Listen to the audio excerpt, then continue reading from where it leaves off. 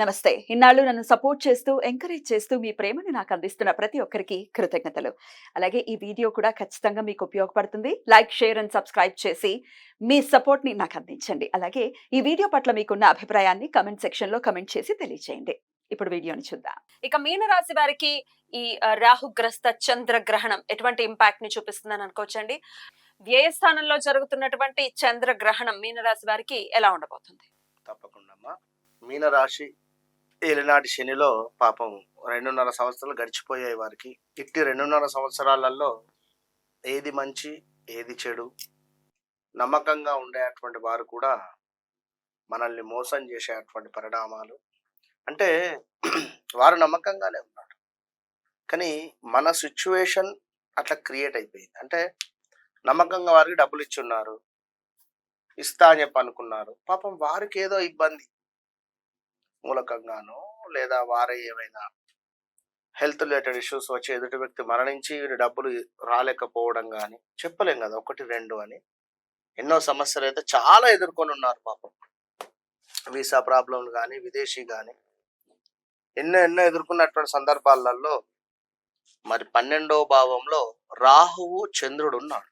12వ భావం అంటేనే ముఖ్యంగా విదేశీ ప్రయాణము, డబ్బు ఖర్చు అయ్యే సందర్భము, హాస్పిటలైజ్డ్ కావచ్చును, మరొకటి మనము నిద్రించేటువంటి స్థానం 12వ భావం.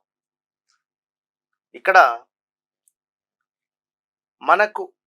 మనము జాగ్రత్తగా మీనరాశి వారు ఉండేటువంటి పరిస్థితి.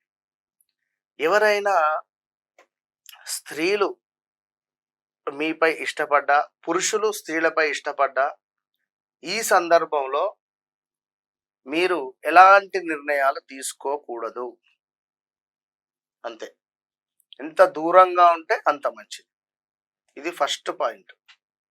రెండవ విషయము, మీ దగ్గర వ్యక్తులు కానీ బంధువులు కానీ హాస్పిటలైజ్డ్ అయి కొంత డబ్బు మీరు ఇచ్చే పరిస్థితి కానీ ఇలాంటివి జరిగే సంఘటనలు ఉండే పరిస్థితి ఉంటుంది.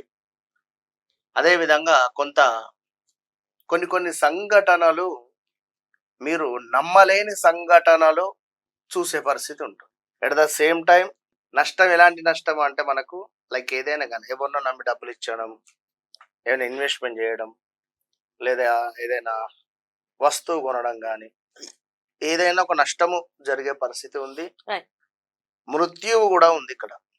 సో మృత్యుంజయ మంత్రము వీరు ఈ సమయంలో చదువుకోవాలి. మృత్యువు ఆఫ్టర్ 65 ఏజ్ పైబడినటువంటి వారు ఎవరైతే ఉన్నారో తప్పకుండా మహామృత్యుంజయ పాశుపతం కానీ, మహామృత్యుంజయ హోమం కానీ, మహామృత్యుంజయ మంత్రం కానీ, మామూలు మృత్యుంజయ మంత్రం కానీ జపం చేసుకోవాలి ఈ సమయంలో. సో ఇది గమనించుకోండి, జాగ్రత్తగా ఉండండి. ఈ టైంలో ఈ సెప్టెంబర్ 7 ఒకరోజు అటు ఇటుగా మీనరాశి వారు కానీ, కుంభరాశి వారు కానీ, తులారాశి వారు కానీ, అదేవిధంగా మనకు ఈ సింహరాశి వారు కానీ, కర్కాటక రాశి వారు హాస్పిటలైజ్డ్ వెళ్ళడం కానీ, హాస్పిటలైజ్డ్ ఏమైనా ఆపరేషన్స్ కానీ, హాస్పిటలైజ్డ్ ఏమైనా ఉంటే మాత్రం కొంచెం పోస్ట్ పోన్ చేసుకునే ప్రయత్నం చేయండి. దెబ్బ తాకింది, రక్తం వస్తుంది, నేను ఇప్పుడు హాస్పిటల్ పోను, నేను తర్వాతనే పోతాను అనుకోవద్దు. ఇలాంటివి వెళ్ళండి, గమనించుకోండి. ఇక దూర ప్రయాణాలు, చక్కగా జాబ్ చేసుకుంటున్నారు, ఒక దగ్గర హ్యాపీగా ఉన్నారు భార్యాభర్తలు. ఏం జరుగుతుంది ఈ సమయంలో? భార్యాభర్తలు దూరంగా వెళ్ళే పరిస్థితి ఉంటుంది. అంటే భర్త మనకు ఈ యొక్క జాబ్ రిలేటెడ్ కానీ, వ్యాపారానికి సంబంధించింది కానీ, కొంత దూర ప్రాంతాలకు బదిలీలు కానీ, లేదా దూర ప్రాంతాలకు వెళ్ళేటువంటి సందర్భాలు ఉన్నవి, జాగ్రత్త. ఇక కొంతమేర ఈ సమయంలో ఎవరైతే తీర్థయాత్రలకు వెళతారో ఈ 41 నుంచి 3 నెలల్లో, ఎవరైతే అమ్మవారి సేవలో ఉంటారో, ఎవరైతే పూజలు పునస్కారాలు అధికంగా చేసుకుంటారో వారికి మోక్షం ఏర్పడేటువంటి సందర్భం కూడా ఉంది.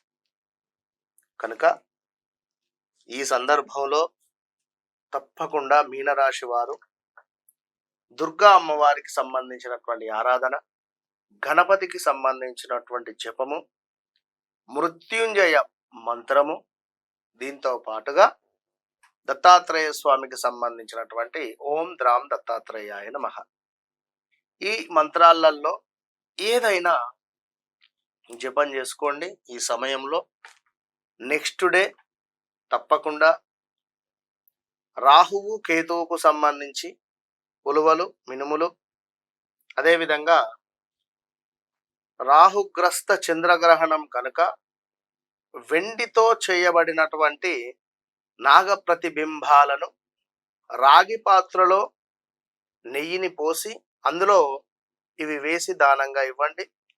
దీంతో పాటుగా ఒక అద్భుతమైనటువంటి తెలుపు రంగులో ఉండేటువంటి ఒక పుస్తకము, అంటే ఒక పేపర్, అంటే లైక్ ఇప్పుడు ఒక బుక్, వైట్ పేపర్ ఉండేటువంటి ఒక బుక్, ఒక పెన్ దానంగా ఇవ్వండి. మంచి ఫలితం ఉంటుంది. రైట్ అండి. డెఫినెట్ గా జాగ్రత్త వహించాల్సినటువంటి మేజర్ రాశుల్లో కుంభమీన రాశులు అయితే ఖచ్చితమైనటువంటి జాగ్రత్త తీసుకోవాలి అని చెప్తూ ఉన్నారు కాబట్టి డెఫినెట్ గా దాన్ని దృష్టిలో పెట్టుకోవాలి మన వాళ్ళందరూ అని కూడా మనవి చేస్తూ, రైట్ అండి, చాలా అద్భుతంగా తెలియజేశారు. అయితే గ్రహణం అంటే పుణ్యకాలంగానే పరిగణిస్తుంది మన శాస్త్రం. ఆ పుణ్యకాలాన్ని ఖచ్చితంగా యూటిలైజ్ చేసుకుని మనకి బాగుందా బాలేదా అని పక్కన పెట్టేస్తే మంత్రాన్ని చదువుకోవటం కానీ, స్తోత్రాలు చదువుకోవటం కానీ ఖచ్చితంగా చేసుకుని ఆ మంచి టైంని ఇంకాస్త బ్యూటిఫుల్ గా మలుచుకునేటటువంటి అవకాశం మన చేతుల్లోనే ఉంది. సద్వినియోగపరచుకుందాం.